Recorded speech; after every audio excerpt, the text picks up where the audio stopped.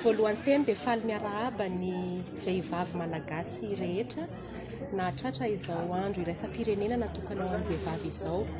Arabaina manokana ny vehivavy izay monina sy mipetraka eto amin'ny commune Lasoa ary mirary koa raha mirary mba samy ho salama tsara ary ho vehivavy mahery miatrika ny fiainana andavanandro, ny fiainana eo anivon'ny tokantrano sy ny fiarahamonina ary ny anjara andraikitra ho fampandrosoana ny firenena malagasy. Ny hetsika natao androany dia fanamariana ivelany ihany ny amin'ny fankalazana ny andro natokana ho an'ny vehivavy.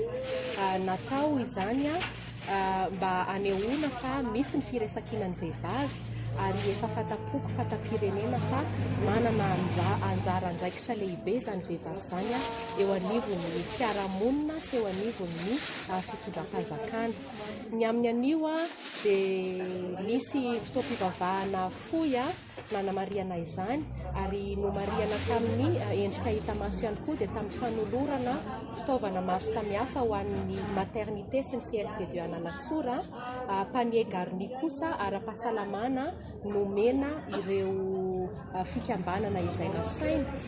Tsy adino tamin'izany koa ireo mpitondra fanjakana sy mpitantana ny tanàna Analasora vehivavy sy ny président fokontany vehivavy. Eto anivon'ny commune Lasoa dia misy fikambanam-behivavy marobe. Isan'izany fikambanam-behivavy izay tarihako izay mitondra ny anarana hoe Force de Bonheur.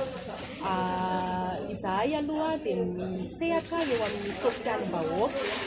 Ny sosialim-bahoaka izay mitondra fifaliana sy fanampiana ho an'ny resahirana. Fanamariana marika ivelany ihany moa izany no natao androany.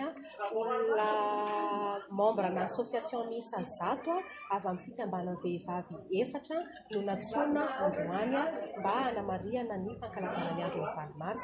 Eo ihany koa ireo mpitantana ny tanàna vehivavy eto anivon'ny commune Lasoa, ny président fokontany vehivavy ary isan'ny lehibe moa izany izay mitondrona fanomezana ny eto anivon'ny maternité sy ny CSP2 Alasoa ary tsy adino tamin'izany koa nanome fanomezana sy roapasa ho an'ireo reny izay tratra niteraka androany ao aneto anivon'ny maternité.